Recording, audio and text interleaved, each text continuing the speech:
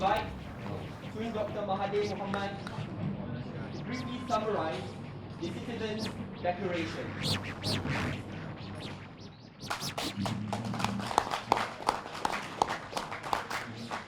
Bismillahirrahmanirrahim. Assalamualaikum warahmatullahi wabarakatuh. And a very good evening to everyone. As you can see, this is a very unusual group of people. There is only one thing common about us. We are all citizens of this country. Whatever may be our beliefs, our ideologies, our particular struggle, that today is not important to us. What is important to us is that we as citizens want to express our worries, our concern about what is happening in the country today. So we are not here as representative of any party, NGOs or grouping. We are the citizens of Malaysia. Now why is it necessary for us to come together in this manner? For a long time now, people in Malaysia are worried and they have expressed their opinion, but then there is no concrete way of implementing their concerns or reacting to their concerns. They come to each and every one of us saying to us, please do something. They are very concerned, please do something. But we talk in different tongues almost. Each one of us express our stand, and we agree generally with the concerns of the people and their views that this country is being led by someone who is doing a lot of damage to the country. So we hope that following this, there will be efforts to get more people to sign the declaration. Now I would like to read to you the declaration. It's a bit long, but I hope you will be patient enough to hear me through. Now it is called the Citizens' Declaration. Nowadays when I hold up like this and you take pictures, you can actually read because you can enlarge it. Okay? Some people were not aware about that possibility. Citizens' Declaration. We, the undersigned citizens of Malaysia, append below our concern over the deteriorating political, economic and social situation in the country. We wish to draw the attention of the people of Malaysia to the damage done to the country under the premiership of Datuk Sri Najib Tun Razak. Under his administration, the country has descended to become one of the 10 most corrupt countries in the world, according to Ernst & Young in their Asia Pacific Fraud Survey Report Series 2013. The 2015 Corruption Perception Index showed Malaysia has dropped 4 places from 50 to 54. This is because Datuk Sri Najib believes that money can ensure his position as Prime Minister of Malaysia. He believes that cash is king. Allocations to all ministries and public institutions, including universities, have been reduced because of shortages of funds. Even when allocations are budgeted for, no money was available. In 2009, he decided to set up a sovereign wealth fund to earn income for the government. He created One Malaysia Development Berhad, which became indebted with 42 billion ringgit of loans which it is unable to repay. It is no longer sovereign wealth funds. It is sovereign debt fund.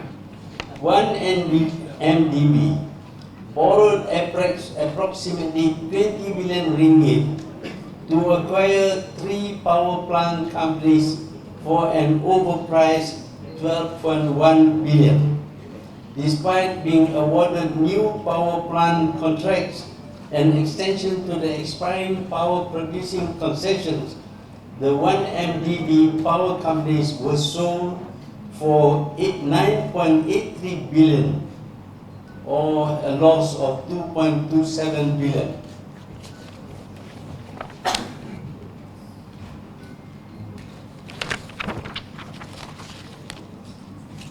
One MDB invested or lent a total of 1.83 billion US dollars to Petro Saudi International Limited between 2009 and 2011 under the pretext of bogus projects or non-existent assets.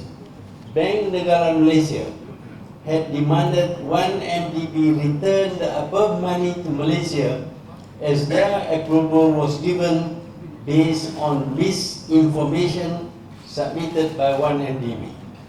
Of this sum, a total of US 1.45 billion was directly and indirectly siphoned off to Good Star Limited and other companies controlled by Low Tech Joe.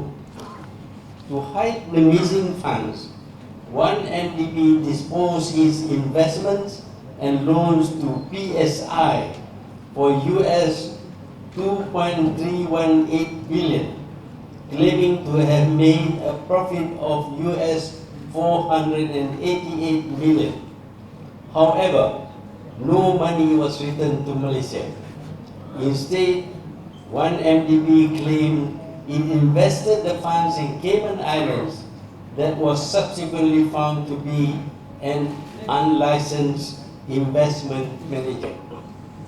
KPMG was sacked as 1MDB's auditors for refusing to confirm the value of the investment in the mysterious Cayman fund. 1MDB claimed that the Cayman Islands investment has been fully redeemed.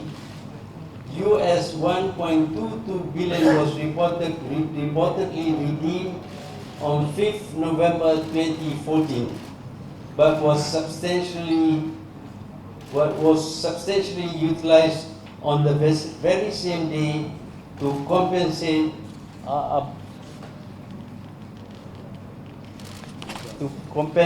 our investment PJS for the termination of options granted to ABA to acquire 49% of 1MDB's power companies, which has been sold now. This is a lie because the parent of ABA, International Petroleum Investment Corporation, or IPIC, did not mention receipt of any such payments in its audited accounts published on the London Stock Exchange. Instead, the account stated that 1MDB owes IPIC the sum of US 481 million for the termination. 1MDB also took another loan of US 975 million from a Deutsche Bank-led consortium in September 2014 for the very same purpose of compensating ABA for the terminated options. The Wall Street Journal has exposed the fact that this money had been paid to a different British Virgin Island entity with a similar name, ABA Investment PJS Limited. They used a similar name to hide the fact that it did not go to the real Aba Investment Company, whose beneficial owner is completely unrelated to IB. The simple scam has fooled even the 1MDB auditors, Deloitte Malaysia, into believing that the payments were indeed received by IBIC's Aba. 1MDB announced that it made a second and final 1.1 billion redemption of the Cayman Islands investment in January 2015. Initially, the Prime Minister told Parliament that the sum was held in cash in BSI Bank.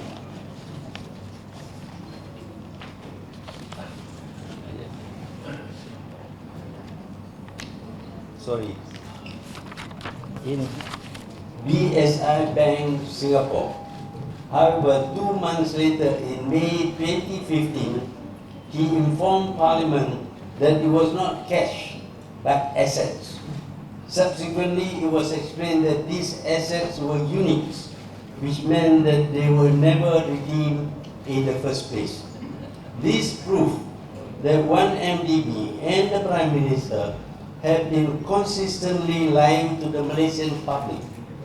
It also means that the money invested in Saudi, which was reinvested in Cayman Islands, are still missing and unaccounted for. A former UMNO vice head of Patukawan Division made a police report on the loss of large sums of money by 1MDB. No investigations were carried out by the police. Instead, he was interrogated. The person who reported was interrogated by the police, detained, and charged under anti-terrorist law, SOSMA, for sabotage of the Malaysian economy. His lawyer was also arrested and charged under the same law. This had the effect of frightening people from making police reports on the 1MDB. The Wall Street Journal reported that Najib had US $681 million in his private account at M Bank, Arab Malaysia Bank in Malaysia. Najib denied this at first, but later admitted he had the huge amount of money in his account. He claimed that it was a gift from an Arab, then that it was a donation to him to help him win the 13th general election in Malaysia, then that it was a given because of his dedication to the fight against Islamic terrorists. He then claimed to have received the money from a Saudi prince, then from the king of Saudi Arabia, who had passed away. Later, a Saudi minister stated there was no record of such a gift by the Saudis. The Saudi minister suggested it was probably a Saudi investment. The amount was small. Najib expressed his intention to sue the Wall Street Journal, but he did not. Instead, he asked his lawyer to ask the Wall Street Journal why it published the report. To this day, the Wall Street Journal continues to report more and more details about the US $681 million he has in his private account. He has not sued WSJ, which he can do in the country WSJ was published.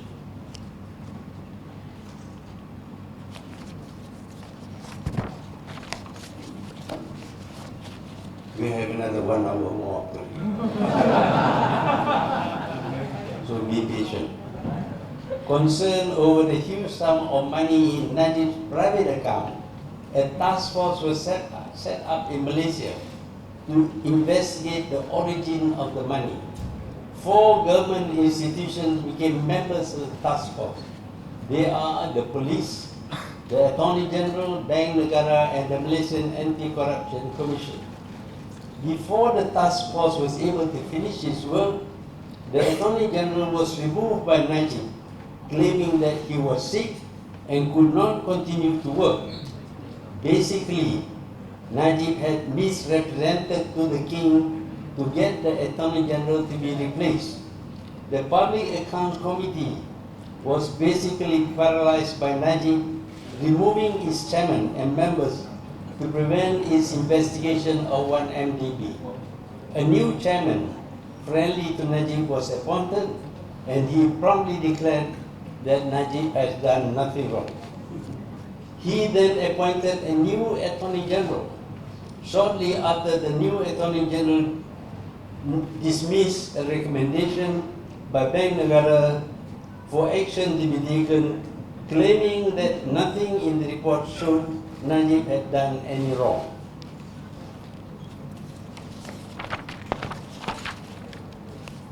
Bank Negara appealed, but this was brushed aside.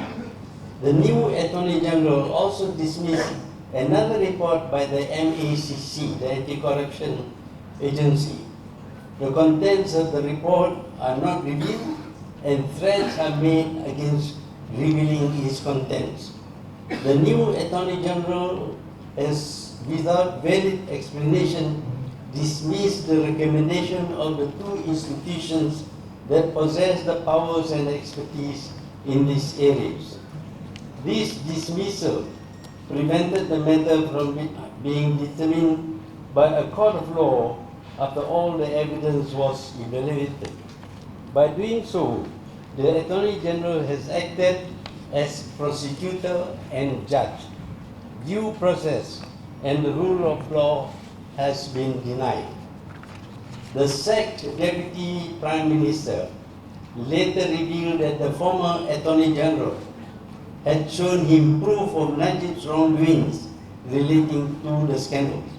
At the same time, various foreign government agencies, namely from Switzerland, Singapore, the United States, Hong Kong, and Britain, have initiated investigations in the 1MDB.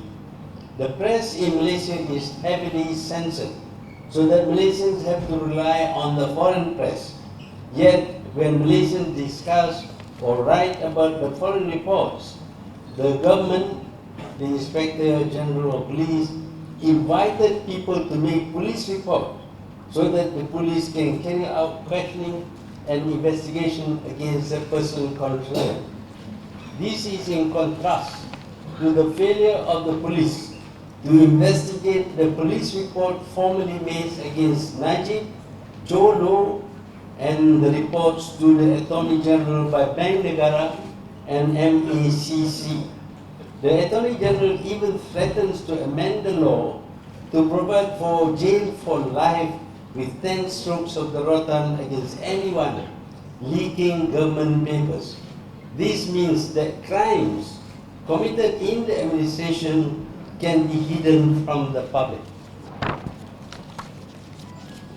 The Attorney General claims that a part of the 2.6 billion ringgit, about 2.3 billion, has been returned to the donor or donors. Apart from this statement, no proof has been provided. The people are suffering. Najib's GST and increases in toll rates have increased the cost of living, forcing some businesses to close down and also causing foreign-owned industries to stop operations and relocate to other countries, thus creating unemployment. Despite protests by the people, Najib joined the US-sponsored Trans-Pacific Partnership, which erodes our freedom to make policies and laws suitable to our country. Today, Malaysia's image is badly tarnished. Apart from being classified as one of 10 most corrupt countries, Malaysia is now regarded as undemocratic. There is denial of freedom of speech, freedom of the press, and the people live in fear of arrests and detentions.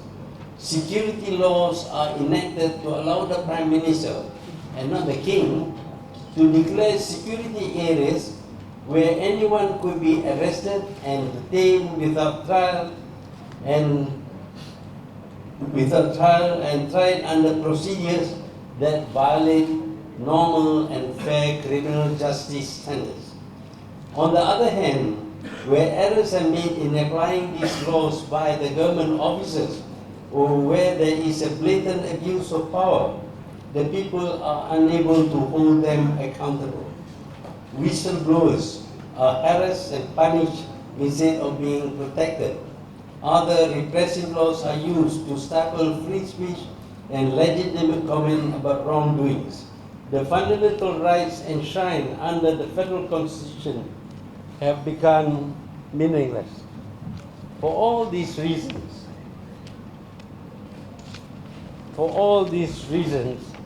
the undersigned citizens of Malaysia agree and support A.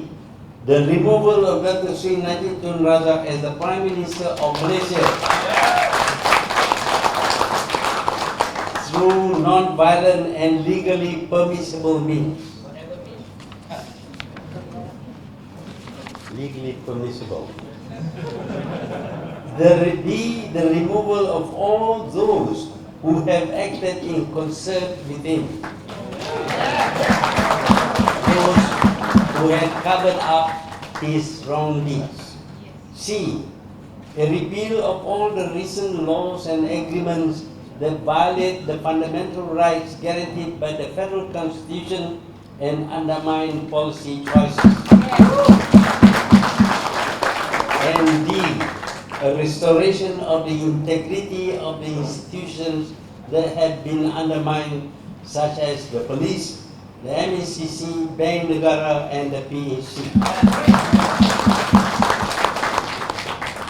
We call upon all Malaysians, irrespective of race, religion, political affiliation, creed, or parties, young and old, to join us in saving Malaysia from the government headed by Datuk Sri Najib Tun Razak, to pave the way for much needed democratic and institutional reforms, and to restore the important principle of the separation of powers among the executive, the legislative, and the judiciary, which will ensure the independence, credibility, professionalism, and integrity of national institutions.